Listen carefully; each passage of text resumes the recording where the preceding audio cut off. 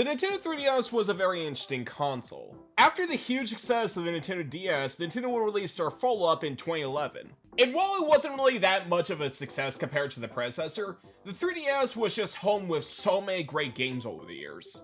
Plus, for the most part, this console basically had most of Nintendo's major franchises on it. From Zelda, Kirby, Fire Emblem, Metroid, and even Kid Icarus. And of course, with a brand new Nintendo console, they would have their main man in front of it all. Now, when it comes to a lot of eras of the Mario franchise out there, I feel like the handheld scene, especially during the DS to the 3DS, has been slightly forgotten over the years with a few exceptions. And out of all the Mario games on the 3DS, I feel like the one that people don't really care about that much these days is probably with New Super Mario Bros. 2. Now, the New Super Mario Bros. Series in general has been completely criticized over the years. And while I do feel like some of those criticisms are completely valid, like with it being over-homogenized, but sometimes I feel like these games get a bit too much flack. Especially with New Super Mario Bros. 2, which these days has basically become the forgotten entry. Because 90% of the time you'll hear a lot of people talk about nostalgic memories with New Super Mario Bros. DS and Wii. And while you see a lot of people look down upon with games like 2 and U. As during the 2010s, when Nintendo released our new consoles with the Wii U and Nintendo 3DS, Nintendo wanted to try and create two brand new 2D Mario games at the same time. Which was a pretty daunting task, which required double the amount of developers to work on it. With a huge chunk of them being developers that have never worked on a 2D Mario game before, and so because of that, Nintendo had to work on a brand new program within the studio, which was something called a Mario Cram School. And when it was all said and done, the final products we got were New Super Mario Bros. 2 and New Super Mario Bros. U. With both of these games having a unique focus, like with New Super Mario Bros. U, they tried to emphasize the Wii U gamepad since that game was a launch title. And with 2, they decided to have a much big focus on the coins. And as for my personal history with this game, well, back in the day I heard about New Super Mario Bros. U first because that was the first ever game showcased for the Wii U. But then one fateful day as I was roaming around the Nintendo website, this is when I stumbled upon New Super Mario Bros. 2. Although at the time, they didn't really show too much of it, it was mostly just forced screenshots. They didn't even show artwork for the game, as for the 3DS box, they had like this white background with this basic text font. But luckily it didn't really take too long for them to show more of the game, and then a few months later I eventually got it for my 10th birthday. And I do remember playing this game a lot on my 3DS. Although despite that, it's not really a game I really play too much these days, especially compared to stuff like Super Mario World, or hell, even with the earlier New Super Mario Bros. Games. So I was very curious on how well this game hold up after all these years. But with everything out of the way, let's get started. So the story begins with Mario and Luigi just messing around with Raccoon power-up, as they fly in the air trying to collect as many coins as they can. But then suddenly they were ambushed by the Koopalings, as it turns out that they kidnapped Peach. Go. It's a 2D Mario story, there's really not that much you can talk about. Although I must say, it must be very rough to be Mario and Luigi if you really think about it. Like, even when they're on their downtime, they suddenly have to go back into action once Bowser's on the loose, which is basically all the time. I think the one thing I'm still confused on to this very day is that Bowser Jr. is completely absent in this game. Like, how the game presents itself is very similar to the DS title, but instead of Jr., it's just the 7 Koopalings. And I can't say that's really a knockoff for this game in particular, but again, it's kind of weird because he's basically in most of these games. Like, was Bowser Jr. on vacation or something, or did he call in sick that day? Alrighty, so jumping all the way to gameplay. So the best way to describe New Super Mario Bros. 2 is that it's basically if you put New Super Mario Bros. DS and Wii into a blender. Like, mechanically speaking, this game leans slightly more towards DS and Wii in some areas, like the fact that Mario can't spin jump like he did in Wii. Or the fact that we're back with having dual screens, so the bottom screen is basically identical to DS. Meaning you can do stuff like store items, which is something you can't really do with the console entries. Although speaking of which, unlike the other entries, this game is a bit more limited in terms of actual power-ups. Like, your primary power-up in this game is the usual Fire Flower, and as well as the returning Mega and Mini Mushrooms, which work basically the same as from DS. But what also they brought back is the Super Leaf, as this was mostly a period of time when Nintendo was mostly pandering to Super Mario Bros. 3, as they brought this item back not too long ago with Super Mario 3D Land. Although with that, it transformed Mario into Tanuki Mario, while this one brings back Raccoon Mario. And he works exactly as you expect, as he can fly in the air if you build enough speed, as well as being able to hover in the air for a moment, which makes this an ideal power-up for platforming. But other than that, it's basically more New Super Mario Bros. as you're still just running, jumping, stomping on Goombas and such. Although this game does try to have unique twists in the gameplay, as not only your main goal is trying to get the end level, but also, this game tries to encourage you to collect as many coins as you can. As it's basically a Gilded Era for the Mushroom Kingdom, as there are coins freaking everywhere in this game. As everywhere you go, every time you see a nook and cranny, there is bound to be dozens, and I mean dozens of freaking coins. And this game will try to give you as many coins as you can. Whether you find the various secrets within all the levels that reward you with coins, or the fact that this game gives you something called a golden ring where if you go through it, all the enemies will turn into gold, where if you do basic things like defeating piranha plants, then the pipe will suddenly shoot out so much coins, or when you're trying to cook a basic Koopa shell, then suddenly leaves a giant trail full of coins to run after. And honestly, unironically, it's very satisfying to collect as many coins as you can in this game. As since this game constantly gives you so many different opportunities to get coins back to back, it never gets very stale.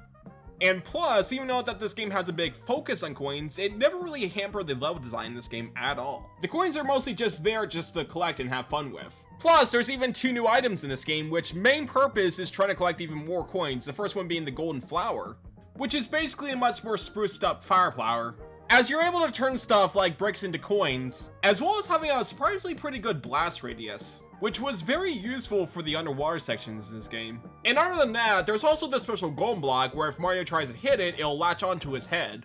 And now when you run, it'll produce so many coins for you to collect, which is surprisingly very fun to do so, especially since you're basically running like a kid on a sugar rush. Which, fun fact, this item in particular barely made it into the final game, as according to interviews, Miyamoto thought the concept of the golden block was just dumb. As when he first played through the game and stumbled upon it, he was just mostly questioning on what is the purpose of this thing. But eventually, he allowed them to use the item even if he doesn't personally get it. But yeah, overall, I personally think that they did a pretty good job with the coin focus in this game. Even if functionally wise, they don't really serve like a actual purpose in the game, they're mostly here just for bragging rights, and also to fill up this big old counter. Although funniest thing is that since this game still has the whole thing where if you collect 100 coins you get 1-up, meaning that lives are practically useless in this game and you're probably never going to be seeing game over. Unless you suck at the game, of course. Although, I must say, when it comes to the actual difficulty of New Super Mario Bros. 2, this is the thing I never really got for a lot of people, as they always say, like, because lives are so easy to get, that means is that New Super Mario Bros. 2 is the easiest 2D Mario game of all time. Which is an argument I never really agreed upon too much. Because while yeah, lives are practically useless in this game, but at the same time, does anyone actually care about the lives in a Mario game? Like, it's freaking Mario, they hand out 1-ups pretty easily in the game, especially with the much more newer ones. Like, I'm not kidding, when I first played through Super Mario Bros. Wonder, I did not notice that this game had a live count until halfway through the game. And even beyond the Mario games, I feel like lives in general has been a very outdated concept. Like, back in the day, it made perfect sense with stuff like the arcade or NES games, because those games are very short, so they were mostly there just to pad out the runtime. But now jumping all the way to 2025, you don't really see platformers having the live count anymore. Even with the big ones, like with Mario, Donkey Kong, Kirby, Sonic, Crash Bandicoot. All these guys either don't have them or relegate them into just a simple option. So yeah, I don't really think that the live count in this game being completely useless is that much of a big deal as some people say it is. Now as for the actual progression of this game, in New Super Mario Bros. 2 there's about 8 worlds in this game, where 6 of them you actually have to go through while 2 of them are completely optional. And for each of the worlds, there is a pretty good amount of levels in each of them. And to give credit when credit's due, I feel like the best aspect of this game is easily with its level design. Because even though that this game relies too much on the previous 2 entries, I feel like they use those elements very strongly in this one. And in some respects, I actually feel like they kind of improved the level design in this one compared to Wii. Because even though I do love New Super Mario Bros. Wii, that and you always have like this big issue when it comes to level design is that, since those games' main priority was 4-player multiplayer, it caused level design to be very spacious at times, especially with the beginning parts of the game. But since DS and 2 didn't really focus on multiplayer that much, this caused level design themselves feeling a lot more condensed. Plus, even though aesthetically it borrows a lot from the past 2 games, this game still contains some very unique ideas for level design. Plus, even though most of the worlds in this game are the same biomes from previous games, they actually changed 2 of them, as they combined the beach and forest areas from the previous one into one world, doubly so for the mountain and cloud levels. That way, even if you don't go through the optional worlds, you're basically going through the regular Mario experience.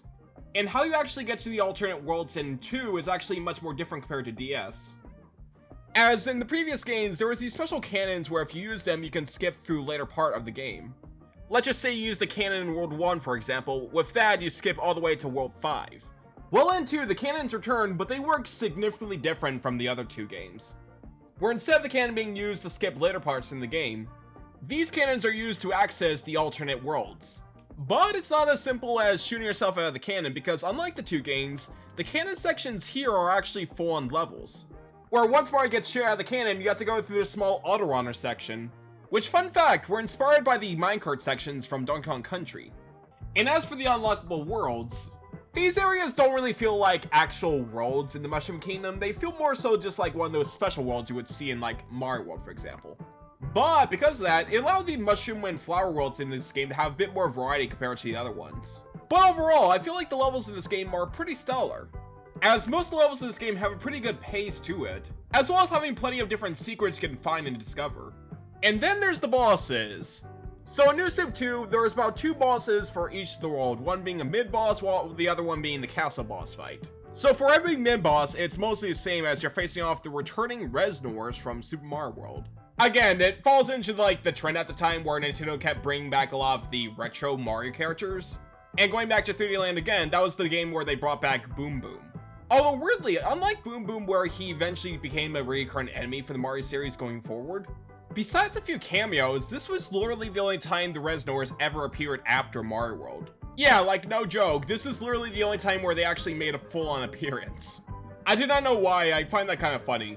Like, this was around a time when Nintendo was very trigger-happy with nostalgia pandering, so you would expect them to try and shoehorn these guys in something like, I don't know, Mario Party Island Tour. And as for the actual boss fights themselves, well, these guys are piss easy. Bowser literally brought these guys back, and Mario made them extinct again.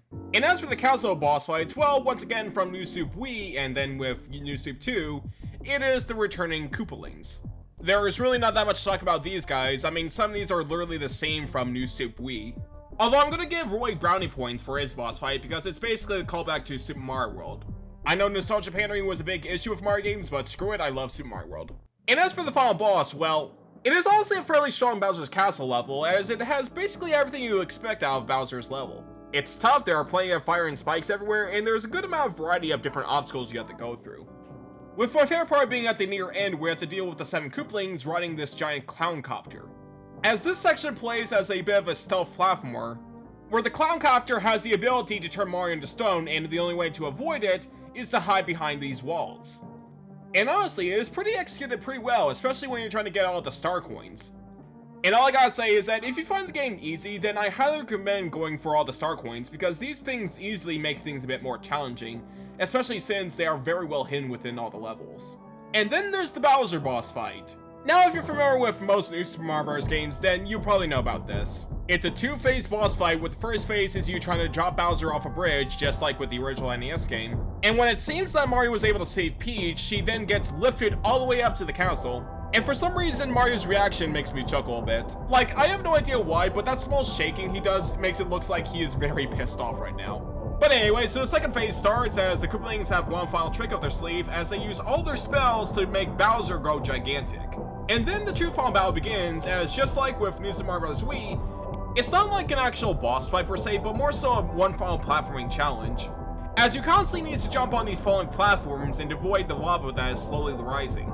And along that, you also need to dodge Bowser, who is constantly trying to attack Mario and make him fall into lava.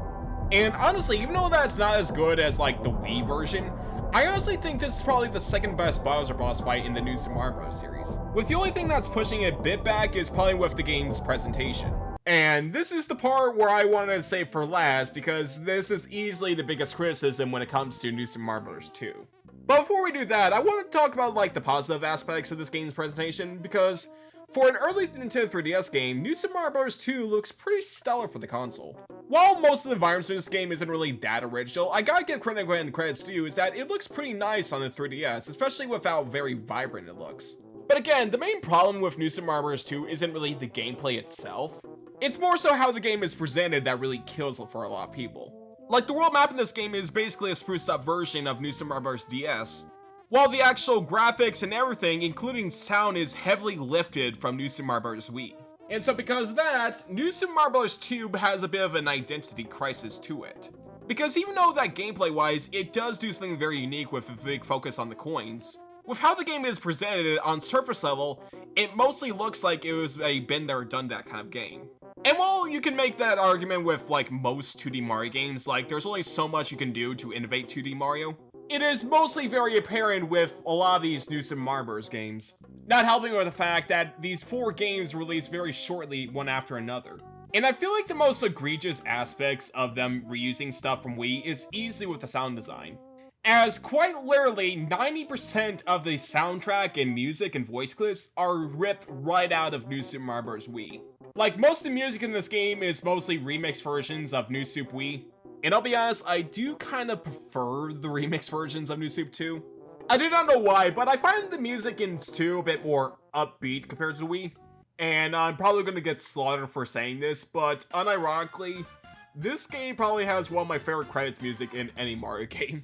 Like, I do not know why, it's literally the remix versions of New Super Wii's credits, but the instruments makes it feels like it came straight out of Mario Sunshine. But overall, I still find the presentation of this game just okay. It's not terrible, not bad, but it's not really great. It's easily the weakest part of this game. Alrighty, so to finally wrap things up, there's only 2 more aspects I wanted to talk about. So after you defeat Bowser and the Koopalings and literally turn them into pieces of paper, you'll unlock the 9th world in this game, aka World Star, which contains the toughest levels in this game, at the very least for the single player mode. As you end things off with one final castle level where you have to deal with the Koopalings again, as well as the returning Dry Bowser. Okay, didn't saw that coming, but it's really cool that he's here. But anyway, so I defeat Dry Bowser, but then I suddenly realize is that my coin counter isn't really that full. Now, there is one aspect that I completely skimmed over for this video, is that Nintendo added a very special challenge for New Super Mario Bros. 2, which was a big push for this game's marketing. As the special challenge is that since this game pushes you to get so many coins, the biggest challenge that Nintendo asks you for this game is that can you collect 1 million coins in New Super Mario Bros. 2? Like, that marketing push was freaking everywhere for this game, and it's even on the back of the box. And despite the single player mode giving you so many coins, the big meat and potatoes when it comes to coin collecting in this game is easily with Coin Rush mode. And I'll be completely honest, this mode in particular is so good. So this is how it works. You choose one of the different types of challenge packs, which gives you 3 different levels. And your main goal for each level is just trying to collect as many coins as you can. But this time it's under a very strict time limit. So it's not only trying to get as much coins as you can, but it's also trying to get as fast as you can. And honestly, I really love that because it really makes this game feel very arcadey in design. And what's also very cool is that this was actually the first ever Nintendo game to get full-on DLC. You may notice is that my version is called New Super Mario Bros. 2 Special Edition, which is basically the same game, but this time you have all the DLC pre-installed. And honestly, these DLC levels are pretty solid. There's even a challenge pack in this game where you have to go through different levels from classic Mario games like 1-1. And my lord, I know that visually they're trying to replicate like the much more simplistic aspect of the NES games, but the fact that the backgrounds in this challenge pack is literally just a freaking JPEG is just sending me. Like, this literally looks like something you would see out of like a ROM hack of this game, not an actual thing from Nintendo. But yeah, Coin Rush mode in this game really rocks, so try and get as much money as you possible because it is basically the golden era for the Mushroom Kingdom, where everyone is basically rich in this world until the eventual inflation in 2020.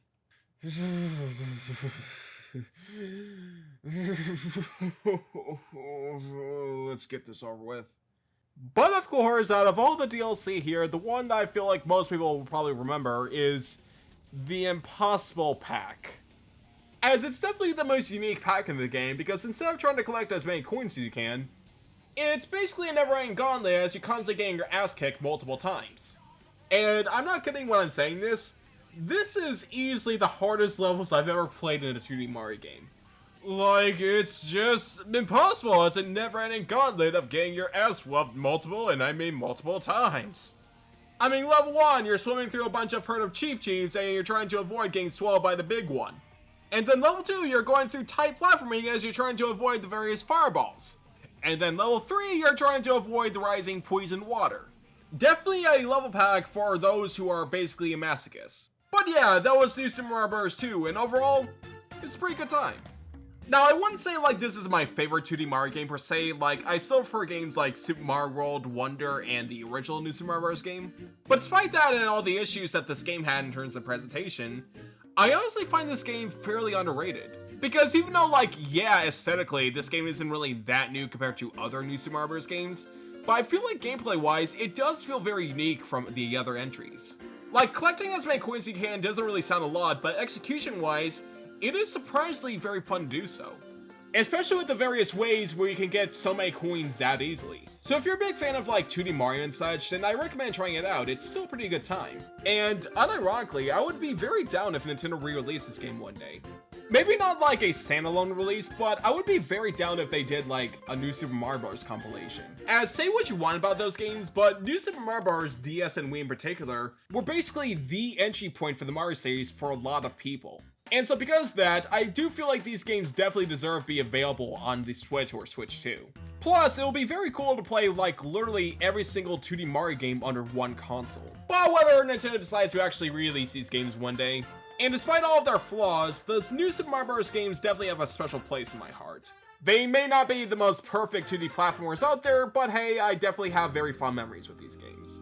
But that'll do it for today, so thank you for watching and I'll see you later. Bye-bye! Alright, about that 1 million coins challenge, well, you may be asking what was the reward for that the entire time. Well, it turns out to be a statue. Yeah, that's basically a statue. Subscribe, I guess, and bye!